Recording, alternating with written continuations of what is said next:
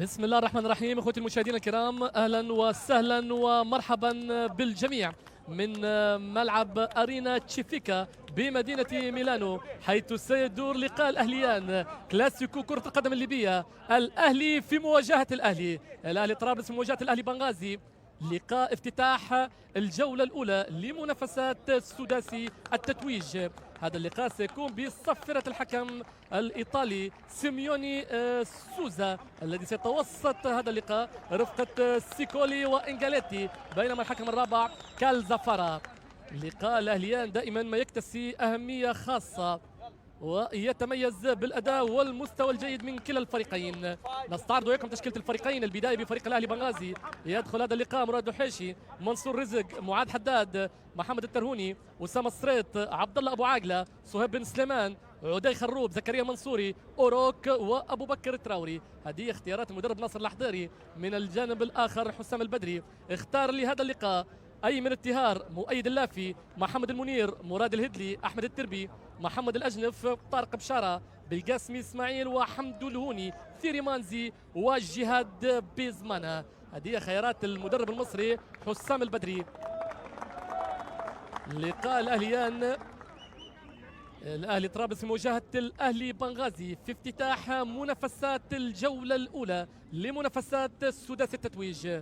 اللقاء كما ذكرنا يدور بملعب أرينا تشيفيكا، أحد الملاعب العتيقة والتي تملك تاريخ قديم، حيث يعتبر هذا الملعب من أقدم الملاعب ليس في إيطاليا إنما في أوروبا بشكل عام.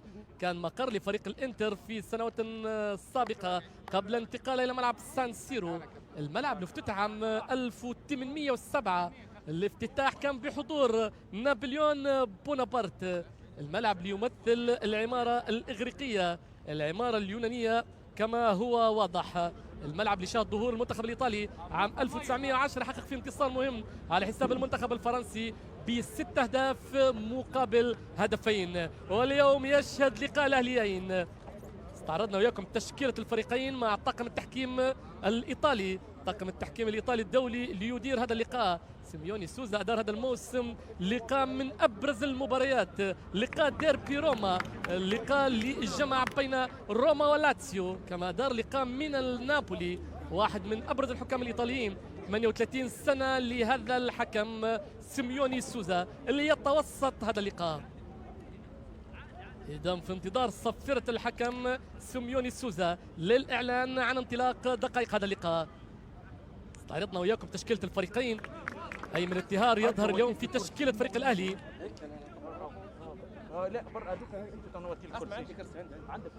تشكيلة الفريقين أكيد أماني كبيرة وتطلعات عديدة بالنسبة للفريقين. لقاء أول مهم، لقاء 3 نقاط، لقاء المفتاح بالنسبة للأهليين. الأهلي طرابلس كما رجعت العادة باللون الأخضر، والأهلي بنغازي الأحمر والأبيض. سيميوني سوزا يطلق صافرة انطلاق هذا اللقاء. الكرة لمصلحة الأهلي بنغازي، ضربة البداية، هذا هو صهيب بن سليمان، يرجع للترهوني، محمد إبراهيم يفضل العودة إلى منصور رزق.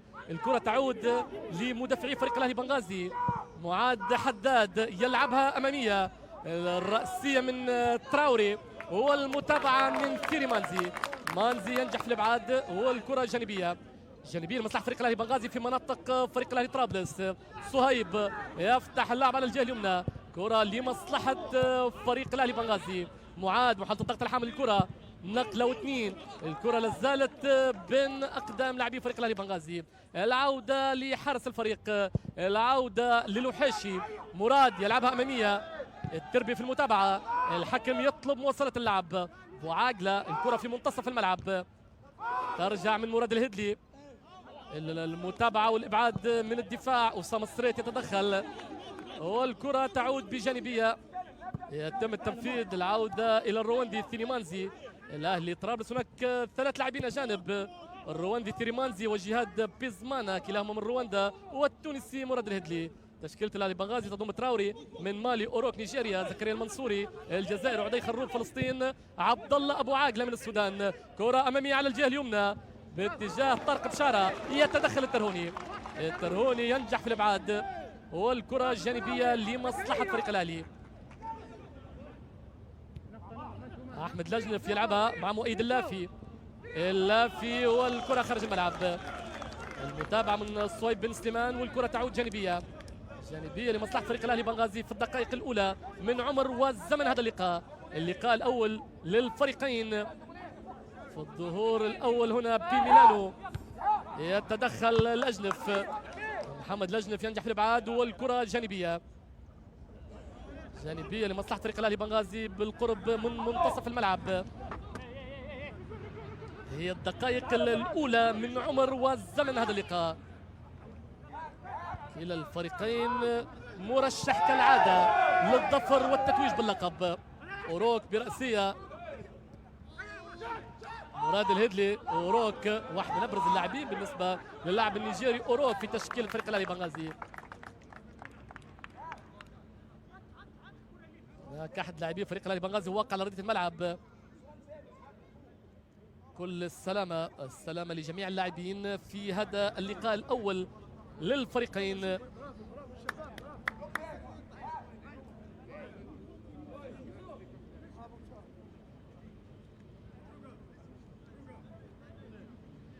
على دكة البدلاء بالنسبة لفريق الأهلي بنغازي رضوان توفيق، البهلول أبو سهمين، أحمد فكرون، مفتاح طقطق، حسين طقطق، أسامة بالعيد، زيد قنبر، وجون مانو وصلاح فكرون.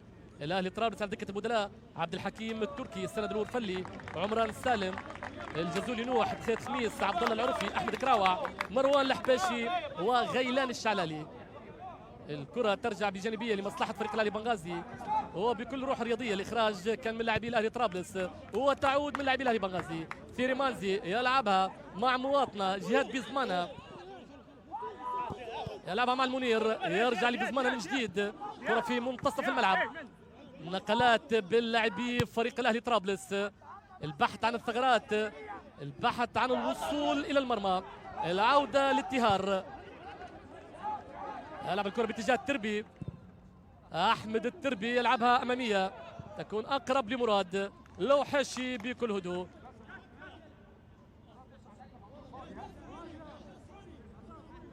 مراد لوحاشي حارس مرمى فريق الأهلي بنغازي.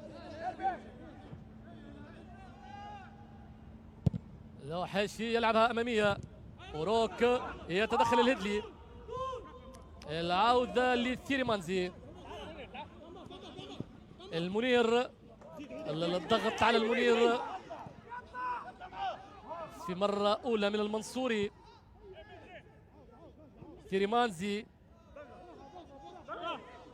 المنير في منتصف الملعب يلعب على اليسار، نقلة واثنين، الكرة لمصلحة فريق الأهلي طرابلس، تلعب أمامية تعود من الدفاع، يتدخل حداد معاد والكرة أمامية، البحث عن اللافي، كرة أمامية مراد، يتدخل لوحاشي في المتابعة، لوحاشي في التصدي من أمام مؤيد اللافي. كرة كانت تشكل خطورة، ترجع من جديد يخسرها الأهلي بنغازي، ترجع للأهلي طرابلس، يتدخل بوعاقلة، ترجع من جديد من بيزمانة، يلعبها مع المنير، يسدد المنير والكرة بعيدة. ركلة مرمى لمصلحة فريق الأهلي بنغازي. محاولة أولى عن طريق اللافي والمتابعة والتصدي لمراد لوحاشي. تدخل جيد لمراد حارس وقائد فريق الأهلي بنغازي.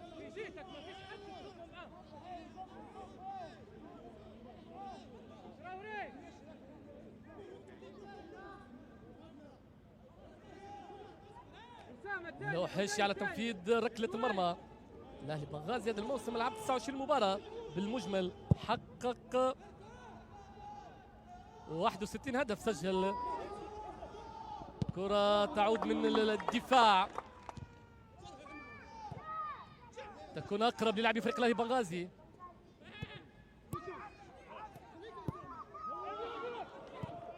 فتح اللعب على الجهة اليسرى، تعود من حداد. الأهلي بنغازي خاض 29 مباراة هذا الموسم، سجل 61 هدف، 54 كانت في الدوري، 6 أهداف في الكاس وهدف في المشاركة الإفريقية، استقبلت شباك 17 هدف.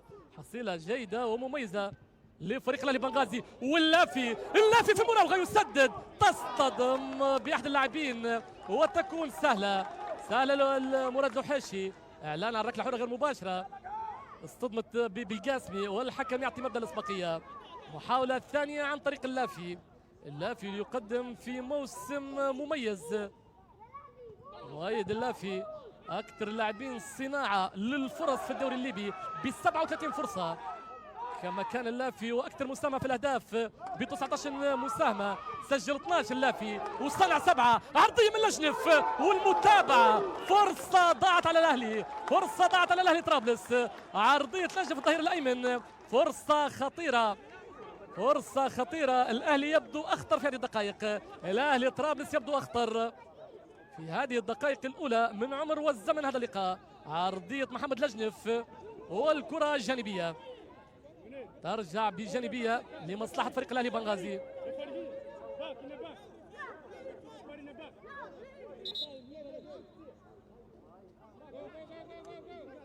جانبيه أسامة السريت على التنفيذ، يتم التنفيذ، محاولة الضغط على حامل الكرة والكرة أمامية تعود من تيري مانزي، يلعبها مع المنير، جهاد بزمانة والكرة جانبية، كرة جانبية لمصلحة فريق الأهلي بنغازي.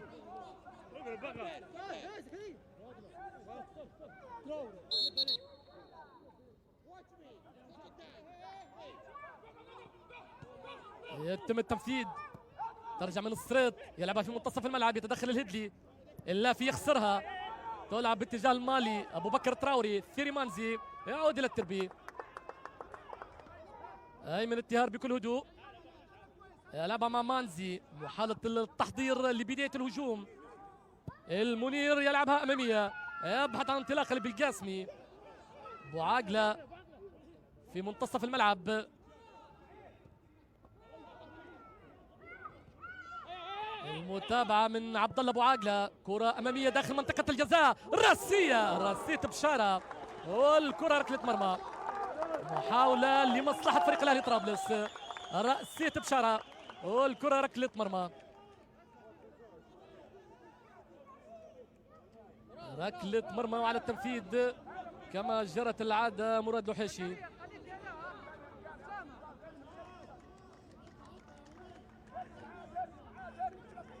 كان اللافي واكثر صناعه للفرص ب 37 فرصه، فان اكثر اللاعبين صناعه للفرص في الاهلي بنغازي هو النيجيري اوروك اللي حقق رقم كبير في المراوغات الناجحه، 84 مراوغه لهذا اللاعب، 14 مساهمه لاوروك النيجيري، تمكن من حراز 10 اهداف و4 اسيست، ارقام مميزه للاعبي الفريقين، ارقام مميزه للفريقين بشكل عام، الفريقين اللي تصدروا مجموعتهم في الدوري السداسي، الفريقان يملكوا العديد من الحلول والعديد من الأسلحة، إدارة فنية وطنية بالنسبة لفريق الأهلي بنغازي بقيادة لاعب وسط الميدان السابق لفريق الهلال ناصر الحضيري، بينما على مستوى الإدارة الفنية لفريق الأهلي طرابلس الباك رايت الظهير الأيمن لفريق الأهلي المصري سابقا حسام البدري. الكرة ترجع بخطأ في منتصف الملعب، خطأ لمصلحة فريق الأهلي بنغازي في دقائق هذا الشوط الأول من هذا اللقاء الأول بالنسبة للفريقين في افتتاح منافسات سداسي التتويج اللي يدور هنا بميلانو الإيطالية، كلاسيكو ليبي على الأراضي الإيطالية.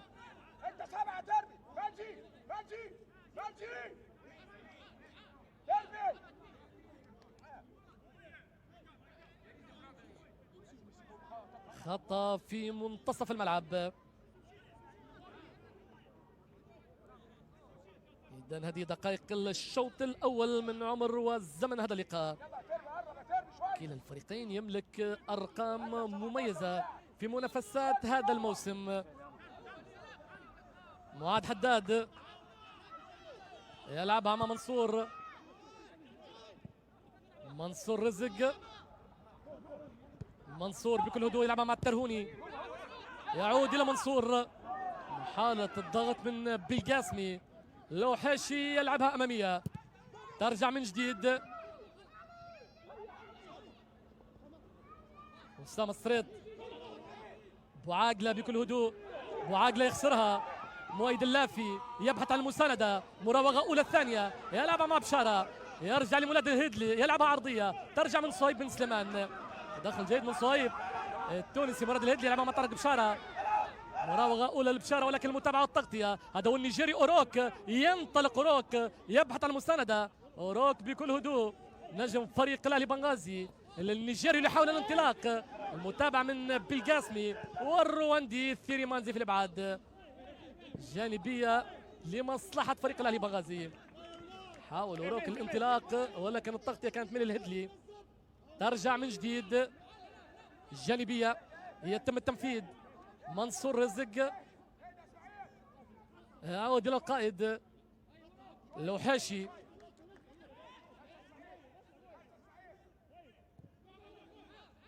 يلعبها مع معاد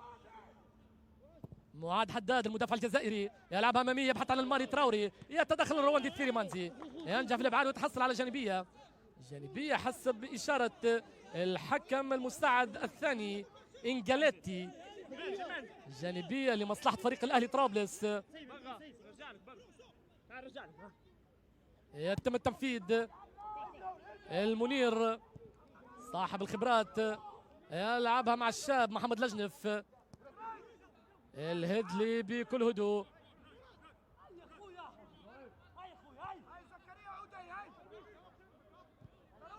فتح اللعب على الجهه اليسرى. جهاد بيزمانا يرجع للتربي. ثيري مانزي يخسرها مانزي والمنصوري وجانبيه لمصلحه فريق الاهلي بنغازي. زكريا المنصوري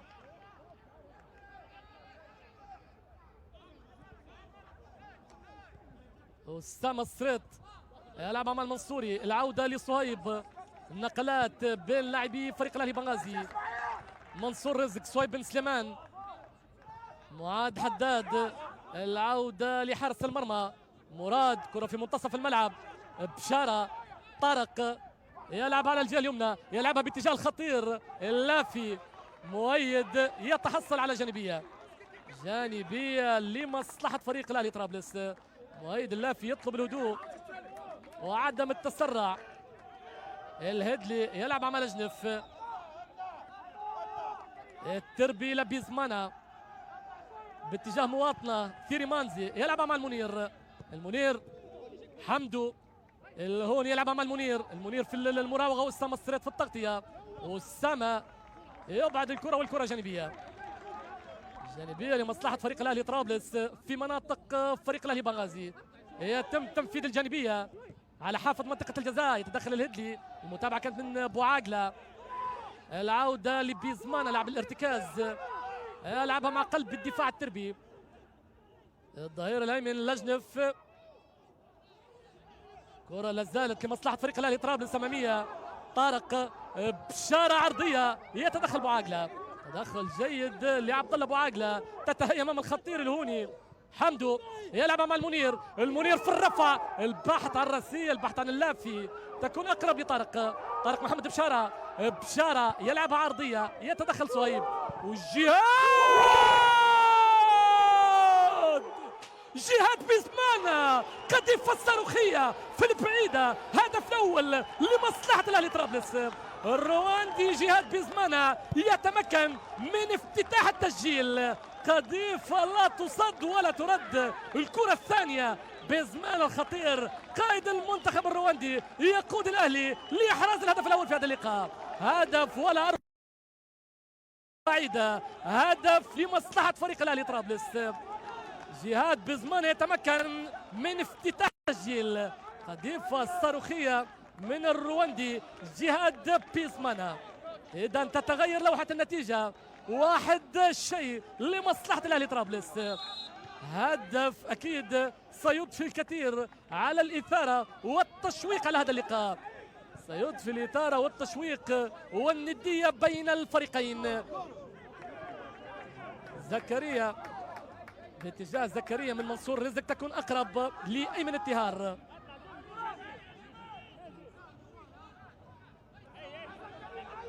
ثيري مانزي محاولة الضغط على حامل الكرة. جهاد بيزمانا يلعبها مع المنير. الضغط من بوعاقلة تعود لمصلحة فريق الأهلي بنغازي. زكريا في مراوغة أولى يلعب كرة عرضية باتجاه أوروك الخطير. لجنف يتدخل، لجنف يلعبها أمامية باتجاه اللافي ولوحاشي. خروج موفق لمراد الوحيشي. يلعب كرة في منتصف الملعب، ردة الفعل من لاعبي فريق الاهلي بنغازي باتجاه اوروك. لو يستفيق اوروك سيكون في كلام اخر. اوروك يلعب على الجهه اليمنى، اسامه الصريت. هدف يحرر الفريقين.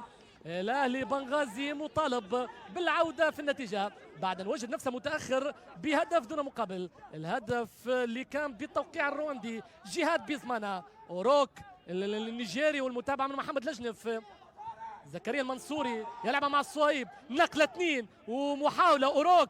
اوروك يبحث عن المستندة، بوعاقله في التسديد والتربي في التغطيه، تصطدم بالتربي. سلامات، تسديده كانت قويه تصطدم بقلب الدفاع. احمد التربي، سلامات لاحمد التربي، تسديده قويه من بوعاقله تجد فدائيه من احمد التربي. سلامات لاحمد التربي. احمد كمال التربي الواقع على ارضيه الملعب، اللاعب الدولي السابق، هو قلب دفاع فريق الاهلي طرابلس. دخول المرافق الطبي للاطمئنان على صحه التربي.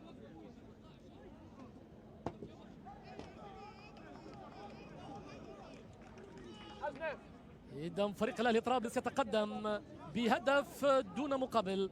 الهدف كان بتوقيع اللاعب الدولي الرواندي لاعب وسط الميدان جهاد بيزمانا بتسديده قويه من خارج منطقه الجزاء.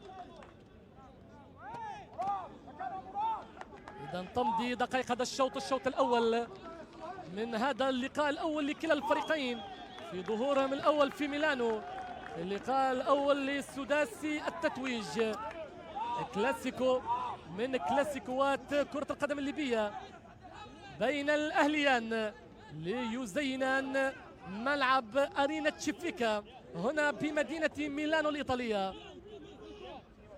تعود بعملية إسقاط تيري مانزي، يلعبها مع الهدلي،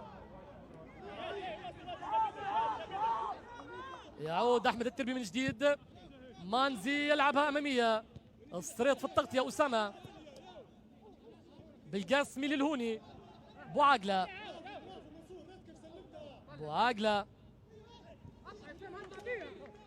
ترجع من جديد لمصلحة فريق الأهلي بنغازي. كرة أمامية، البحث عن تراوري، تكون أقرب لأيمن التهار. أيمن التهار بدايته كان في الفئات السنية، كان جناح أيسر، كان صغير في السن، وبعد ذلك انتقل ليكون حارس مرمى. لذا يجيد اللعب بالقدمين بشكل جيد ومميز. بيزمانا اللافي يلعبها مع جهاد، صاحب هدف التقدم، هو الهدف الأول في هذا اللقاء. مراد الهدلي يبحث عن لجنف، محمد لجنف، بالقاسمي، العودة لمراد الهدلي، كرة بين أقدام لاعبي فريق الأهلي طرابلس، الكرة في مناطقهم بكل هدوء دون تسرع. مانزي تصطدم بالمنصوري، تكون أقرب للمنير. لازالت الكرة بين أقدام لاعبي فريق الأهلي طرابلس. لجنف يلعبها أمامية، البحث عن بالقاسمي، والكرة تكون أقرب لمراد الوحيشي. بالقاسمي كان يطلبها على الأطراف حسب إشارته من لجنف، ما كانش يطلبها في العمق، ومتابعة جيدة والتغطية من منصور رزق، والكرة كانت أقرب للوحيشي. تلعب على الجهة اليمنى، أسامة الصريتي يعود إلى منصور رزق، منصور يلعب كرة في منتصف الملعب، صهيب بن سليمان يبحث عن المساندة، يلعبها باتجاه الخطير الجزائري زكريا المنصوري. صهيب زكريا، المتابعة من أحمد التربي من أمام أبو بكر تراوري، والكرة خارج الملعب جانبية لمصلحة فريق الأهلي بنغازي. دور معاد حداد، المتابعة من التربي، تراوري يلعب دور المحطة، تراوري من جديد، أبو بكر تراوري في التسديد، والكرة بعيدة تسديدة أبو بكر تراوري المهاجم المالي القادم من الاتحاد الرياضي المنستيري. اتهار، مانزي يفتح اللعب باتجاه محمد المنير، المنير يبحث عن اللافي، يتدخل معاد حداد بامتياز، ينجح في الابعاد، يلعبها مع ابو عاقله بكل هدوء. دايخ الروب يلعبها مع زكريا المنصوري. زكريا يبحث عن المساندة، يلعبها مع تراوري، نقلة واثنين، كرة لمصلحة فريق الاهلي بنغازي، ولكن تغطية والمتابعة من لاعبي فريق الاهلي طرابلس. هذا الهدي يلتقي في منتصف الملعب. مراد يبحث عن المساندة، وجد نفسه بين كماشة من لاعبي فريق الاهلي بنغازي، يحافظ على الكرة ولا يخسرها، يعود إلى منتصف الملعب، يلعبها مع المنير. الهدلي مويد اللافي يلعبها باتجاه الهوني. حمدو من جديد، حمدو الهوني، المتابعة من السريط الهوني، التغطية والمتابعة بشكل جيد من أسامة السريط، ينجح في إيقاف الهوني، والهوني يتحصل على جانبية لمصلحة فريق الأهلي طرابلس في مناطق فريق الأهلي بنغازي في دقائق هذا الشوط الأول. الهوني والكرة تكون أقرب لمراد الوحيشي. النقل الحصري دائما وابدا عبر قناه ليبيا الرياضيه. اوروك ينطلق، اوروك على الجهه اليسرى النيجيري، ولكن الهدلي في التغطيه، والسوزا وبطاقه صفراء اولى في هذا اللقاء. بطاقه صفراء اولى يرفعها الحكم الايطالي سيميوني سوزا. الهدلي عاق تقدم اوروك، واحد من ابرز الاسلحه بالنسبه لفريق الاهلي بنغازي ولمدربه ناصر الحضيري. اوروك يقدم في موسم مميز، لاعب الوسط الهجومي في تشكيله فريق الاهلي بنغازي. الكره ترجع بخطا،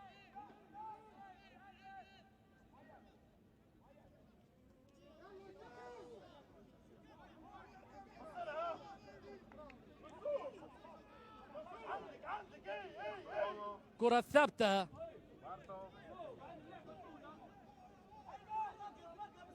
صهيب بن سليمان، صهيب وكرة داخل منطقة الجزاء، ترجع من بالقاسمي. الهوني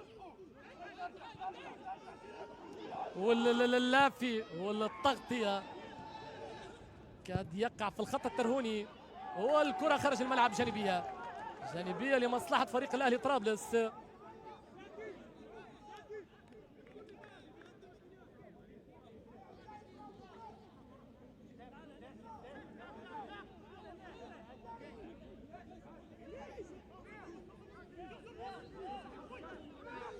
يتم التنفيذ، المنير يلعبها باتجاه اللافي، عرضية اللافي والهوني والهدف الثاني، هدف ثاني ولا أروع. المنير اللافي والهوني في الشبكة، هدف ثاني ملعوب، جملة تكتيكية ولا أروع. الهوني يتمكن من حرز الهدف الثاني، هدف ولا أروع. المنير يغيرها من اليسار على اليمين، واللافي يلعبها زي ما جت، والهوني في الشبكة، هدف ثاني لمصلحة فريق الأهلي طرابلس. تتغير النتيجة، هدف جميل وهدف ملعوب بين المنير اللافي الهوني، هدف ثاني لمصلحة فريق الأهلي طرابلس. قائد الفريق الهوني يقود فريق الأهلي بإحراز هدف ثاني، هدفين دون مقابل.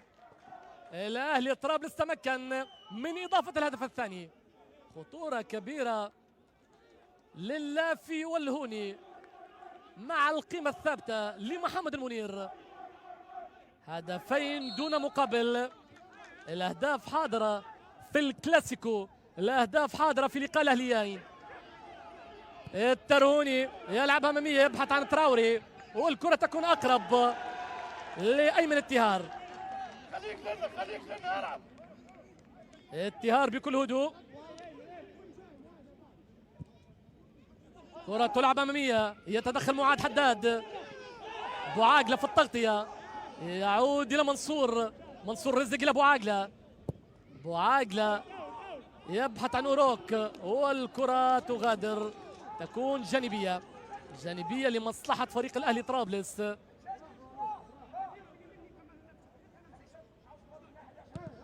مراد الهدلي يتدخل حداد، معاد، والكرة جانبيه لمصلحه فريق الاهلي طرابلس على التنفيذ. الظهير الايمن محمد لجنف.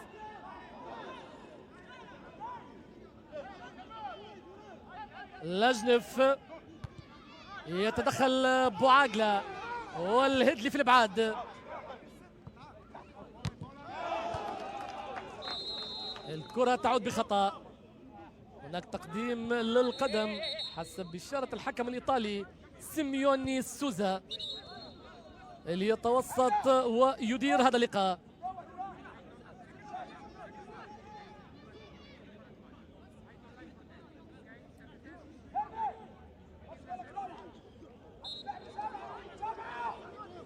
خطأ لمصلحة فريق الأهلي بنغازي. الترهوني، المتابعة من أوروك والتغطية من لجنف. ترجع من محمد لجنف.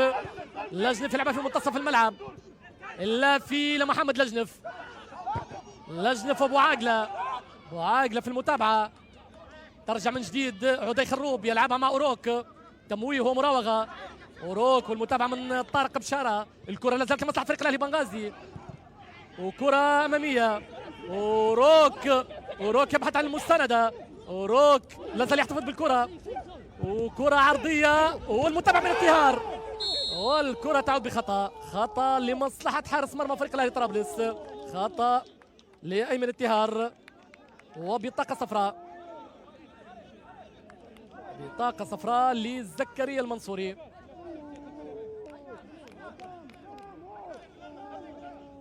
استلمت لأيمن انتهار الواقع على أرضية الملعب. إذن هذه دقائق الشوط المباراة الأول في لقاء الأهليان.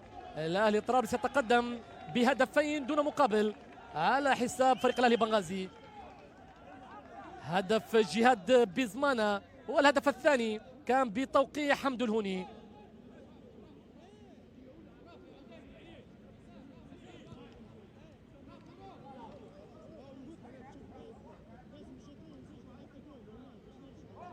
سلامات لأيمن انتهار حارس مرمى فريق الأهلي طرابلس. لازال واقع على أرضية الملعب يتلقى العلاج في هذا اللقاء الأول من منافسات سداسي التتويج الجولة الأولى هنا بملعب أرينا تشيفيكا.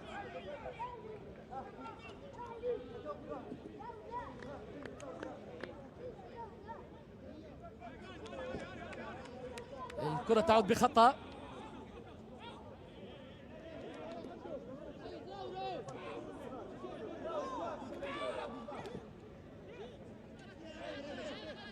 انتهار على التنفيذ. انتهار يلعبها أمامية تكون أقرب.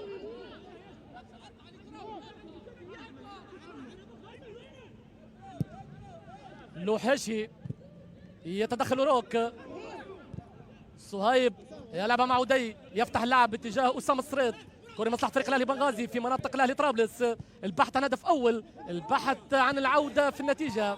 نقلة واثنين والكرة تعود إلى منصور رزق. الترهوني يلعبها مع منصور. معاد حداد. الكرة لازالت بين أقدام لاعبي فريق الأهلي بنغازي.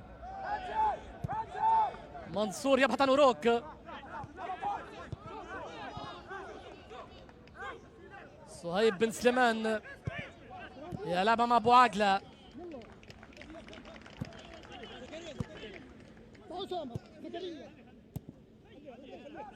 تعود في منتصف الملعب. منصور يبحث عن التمرير.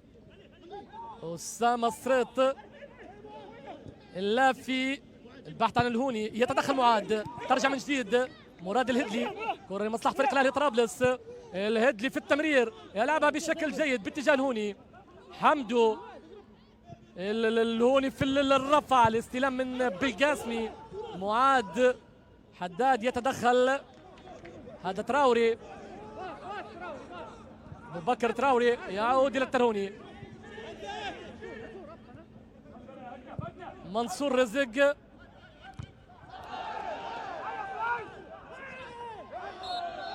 والكرة تعود بخطأ، خطأ لمصلحة فريق الأهلي طرابلس في منتصف الملعب. خطأ لقاء الأهلي طرابلس الذي بنغازي حصريا عبر قناة ليبيا الرياضية. دائما ليبيا الرياضية الناقل الرسمي والحصري لمنافسات دورينا من ميلانو. نتابع وإياكم منافسات سداسي التتويج. هذه لقاءات الجولة الأولى، وهذا لقاء الأهليان. بيزمانا وسام يتدخل، ترجع من المنير في مراوغة أولى وتغطية، والكرة تكون أقرب لمراد. لوحاشي يلعبها مع صهيب، صهيب يخسرها. طارق بشارة يعود إلى الثيريمانزي، التربي إلى بيزمانا،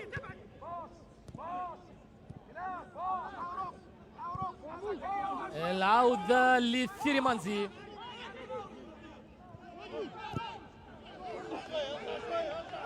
هاي من التهار، يتدخل الترهوني، ركلة حرة غير مباشرة. هناك حالة تسلل حسب إشارة الحكم المساعد الأول، الحكم المساعد الأول إنجاليتي.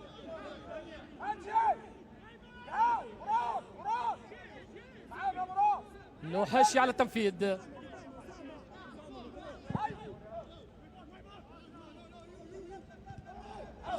تراوري في المتابعة، والابعاد من تيريمانزي، الابعاد من تيريمانزي. الكرة الجانبية،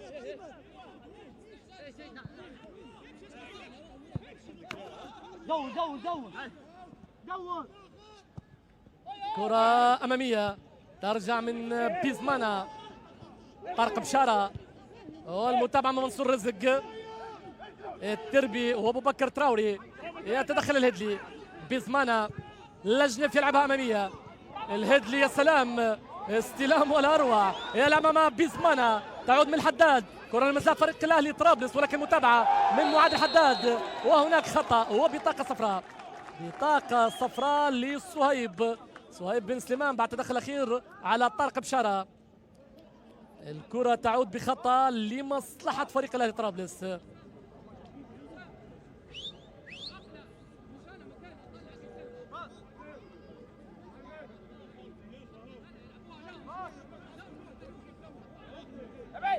كرة ثابتة،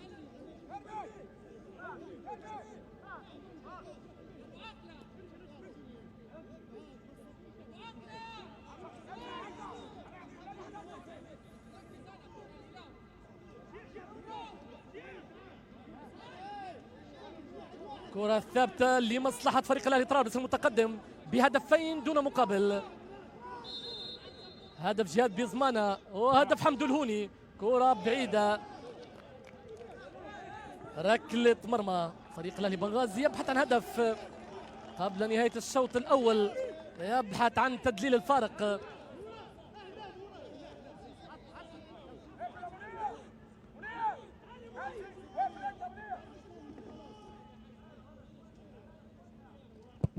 لوحاشي يلعبها أمامية، تيريمانزي يعود من أسامة صريط،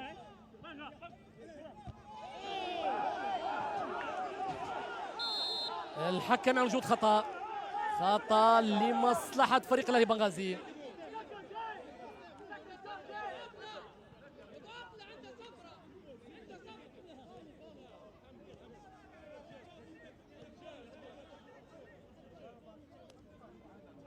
خطأ لمصلحة فريق الأهلي بنغازي. كرة ثابتة،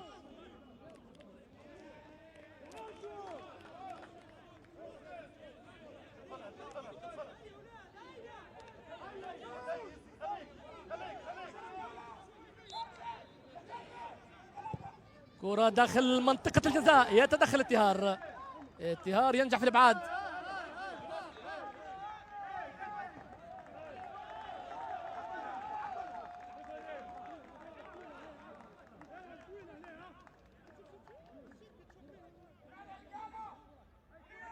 عبد الله ابو عاقل على التنفيذ.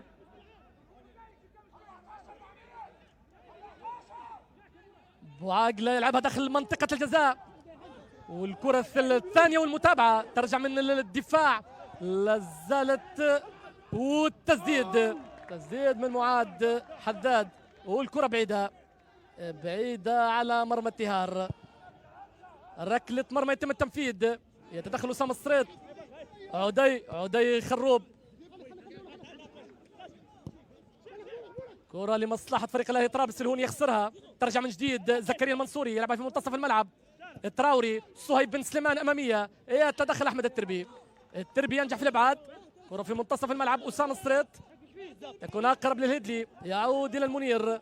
نقلات بين لاعبي فريق الأهلي طرابلس، فتح اللعب على الجهة اليسرى، الهوني ينطلق، الهوني في مراوغة أولى، الهوني يلعب كرة على حافة منطقة الجزاء، ولكن تغطية وابعاد من الدفاع. لعب الكرة باتجاه بالقاسم إسماعيل، ترجع لزكريا المنصوري.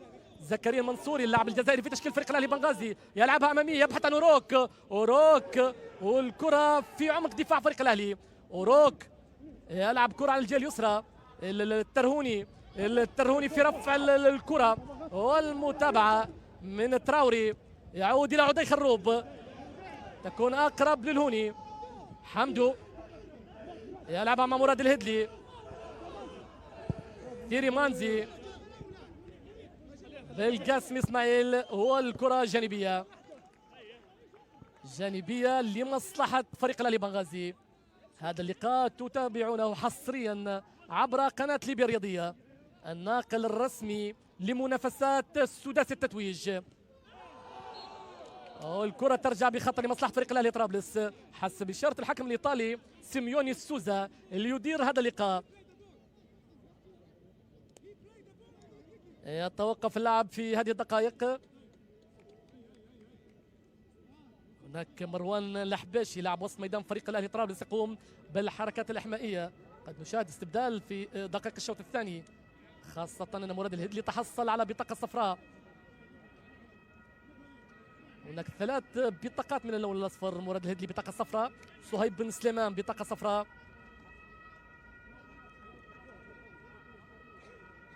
سلامات للاعب فريق الأهلي طرابلس الواقع على أرضية الملعب.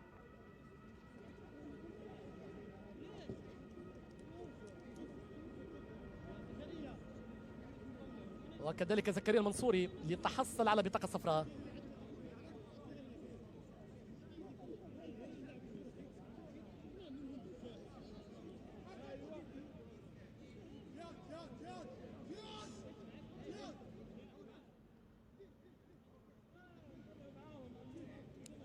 إذا تمضي دقائق هذا الشوط، شوط المباراة الأول في هذا اللقاء في الكلاسيكو، لقاء الأهليان اللي يدور بملعب أرينا تشيفيكا بمدينة ميلانو الإيطالية في الجولة الأولى من منافسات سداسي التتويج.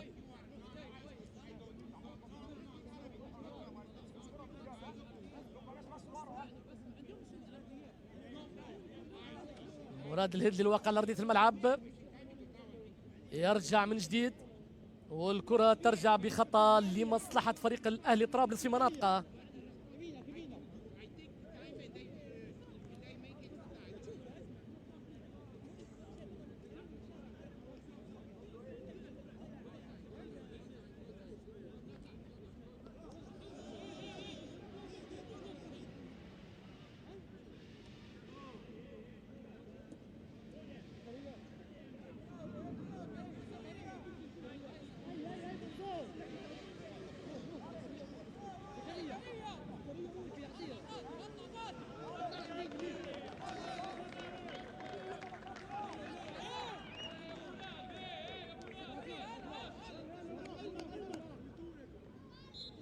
تيريمانزي يتركها لأيمن التهار،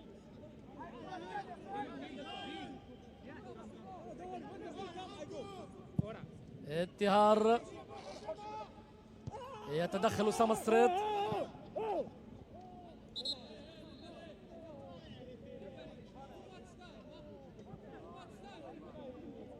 الهوني وقع على أرضية الملعب.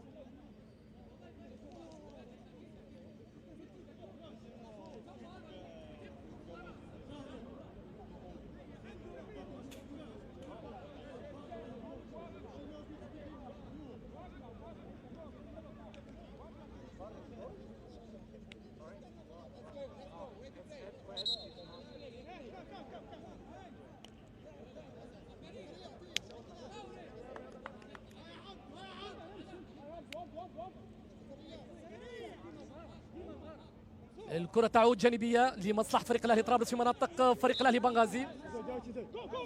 الدقائق الأخيرة من دقائق هذا الشوط الأول.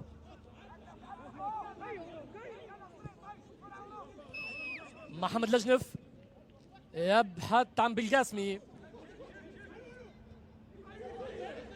الترهوني والكرة جانبية لمصلحة فريق الأهلي طرابلس.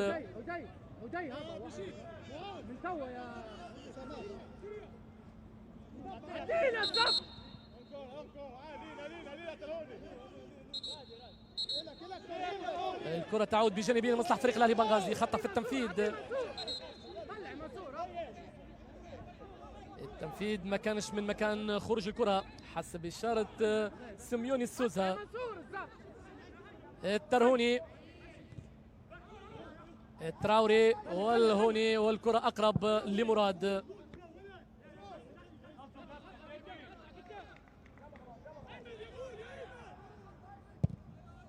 لوحاشي يلعبها أمامية.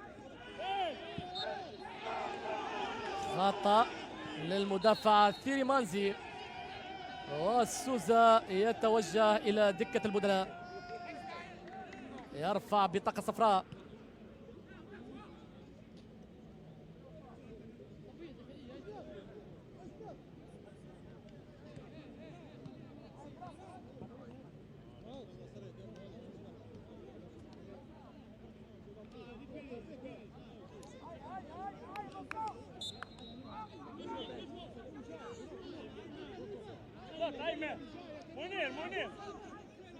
اتهار يفضل لعب الكرة مع مانزي.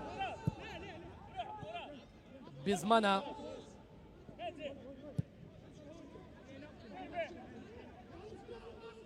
التربي يلعبها أمامية. الكرة الجانبية. الترهوني على التنفيذ.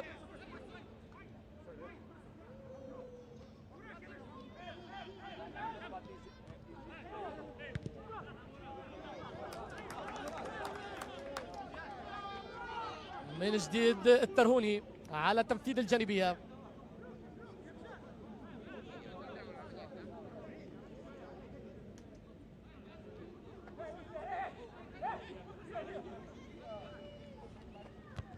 يتدخل لجنف، كرة في منتصف الملعب. مراوغة بشكل جيد من طارق بشارة.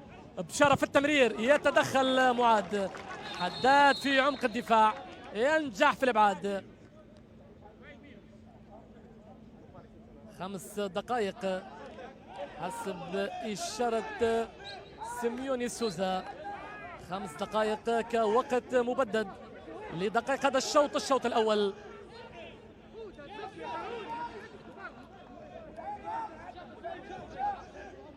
لجنف رأسية والكرة سهلة. بالقاسمي ولوحاشي بكل هدوء. مراد يلعب كرة أمامية. مانزي، المنصوري حاول الانطلاق. المنير بالقاسمي في الاستلام. الكرة تعود بخطأ لمصلحة بالقاسمي. خطأ لمصلحة فريق الأهلي طرابلس.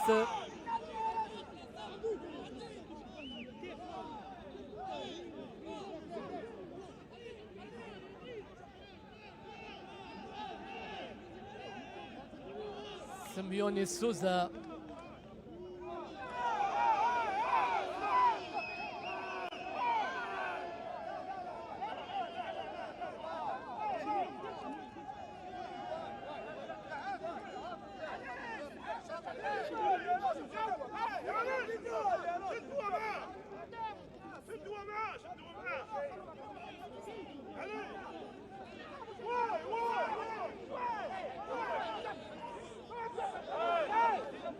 بطاقة حمراء لأحد أعضاء الجهاز الإداري لفريق الأهلي بنغازي، يرفعها الحكم الإيطالي سيميوني سوزا، الحكم ليتوسط هذا اللقاء.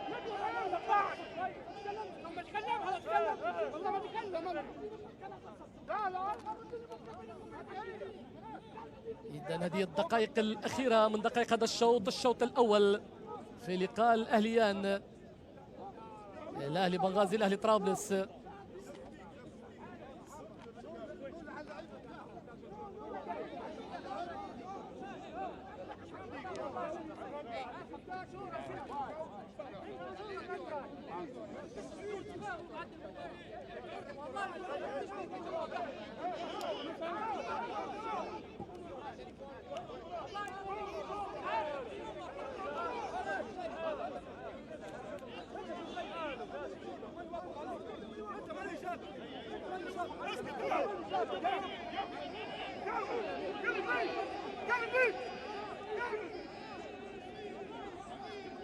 إذن يتوقف اللعب في هذه الدقائق، والكرة توقفت عند خطأ لمصلحة فريق الأهلي طرابلس.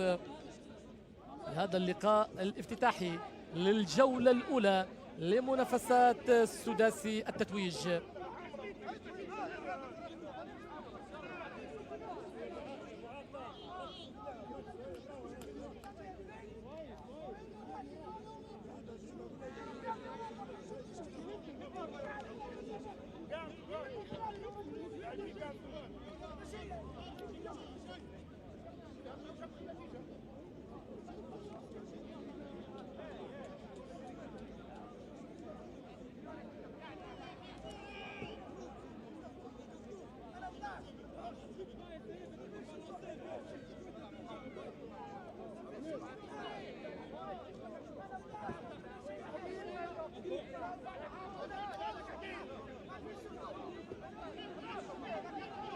إذن يتوقف اللعب في هذه الدقائق بعد وصولنا إلى الوقت المبدد من دقائق هذا الشوط الأول.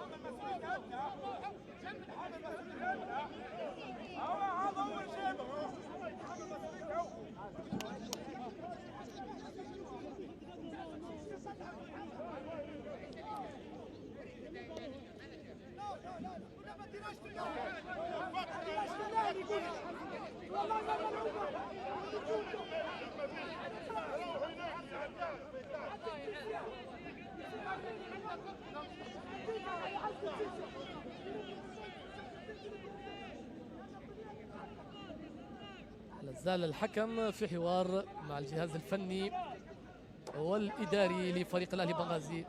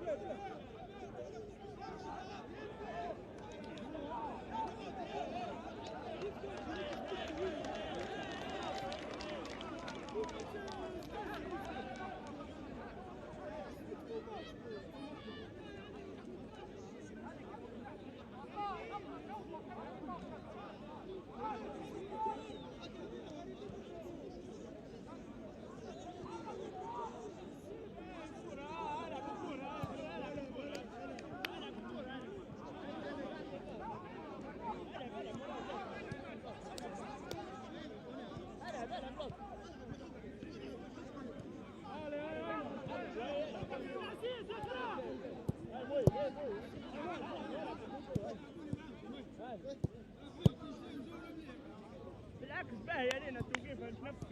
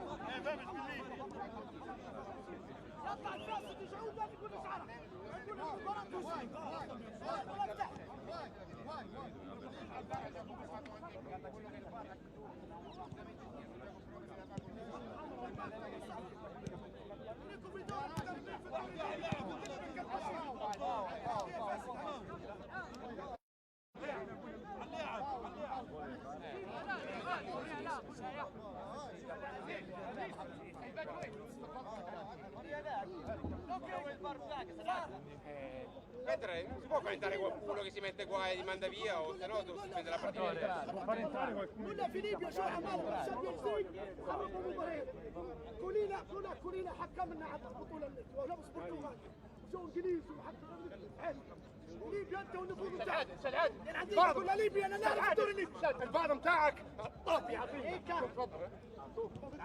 شوف ينكي وحال بالك شوف بعد انا ليش ملعوب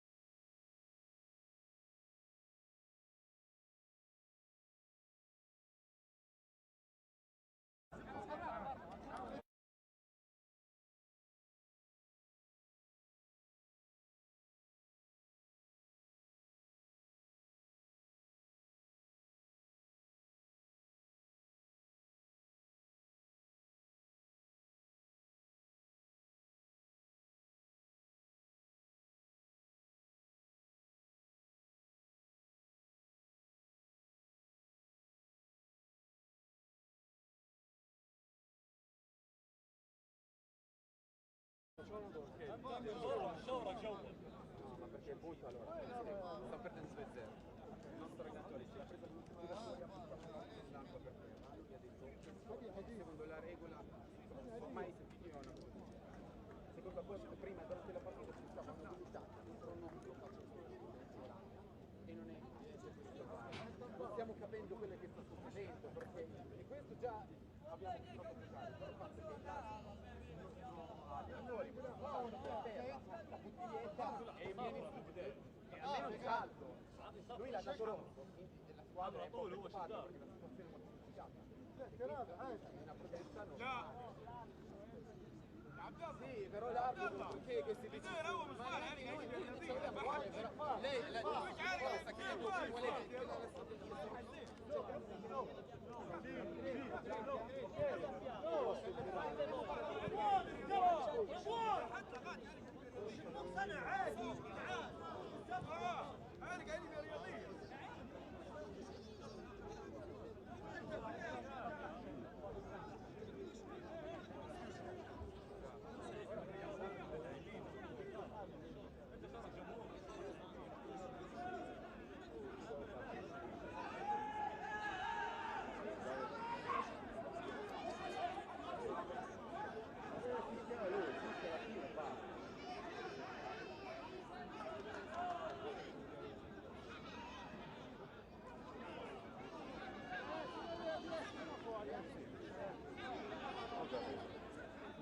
Ci ha chiamato l'arbitro.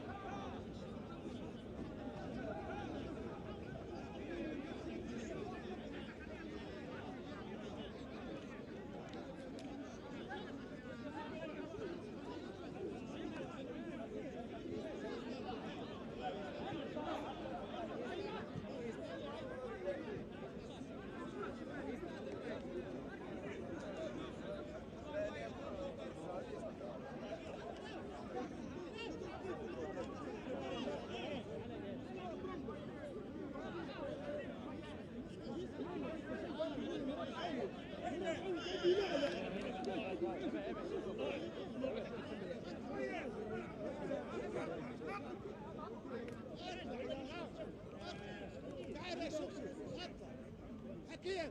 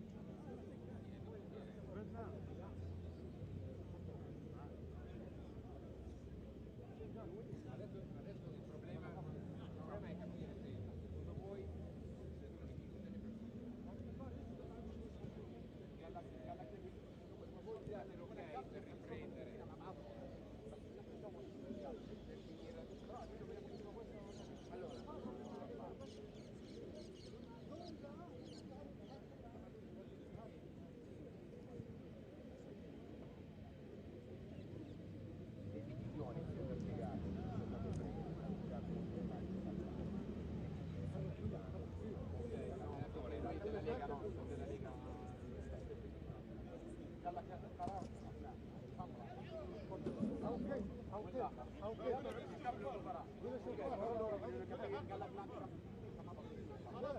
ما كان بدنا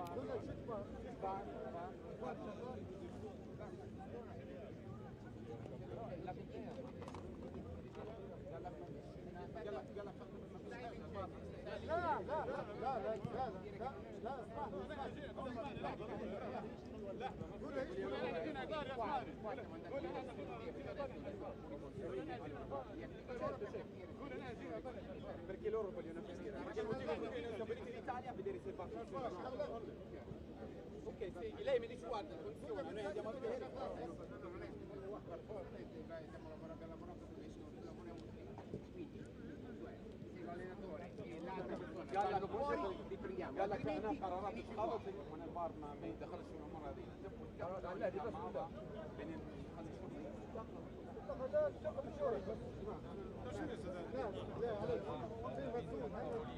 دباك بار مش مشكله لا نحن اسمعنا تكون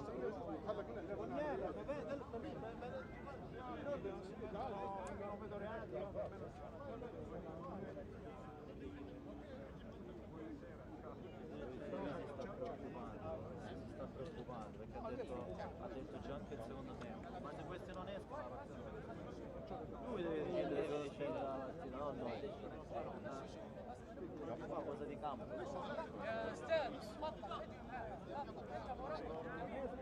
هو يشوف بطاقة حمراء يا راجل، بطاقة حمراء هو يصير بس يشوف وين الفار؟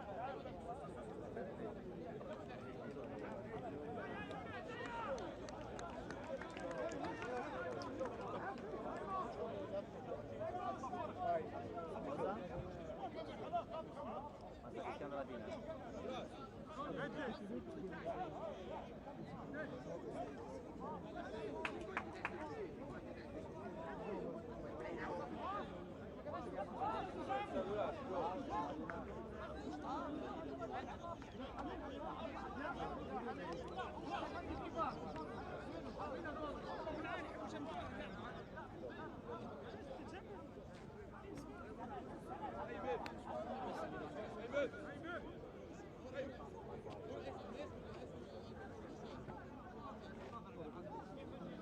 Ho capito.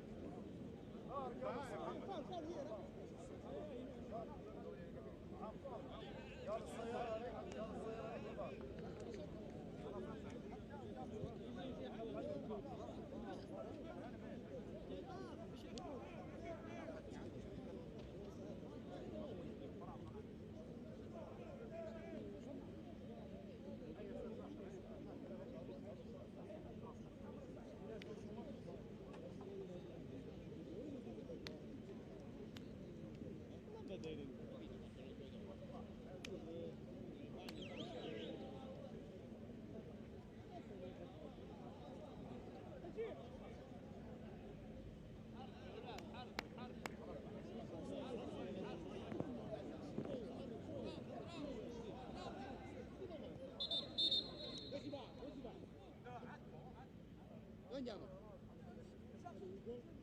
We go inside. We go inside.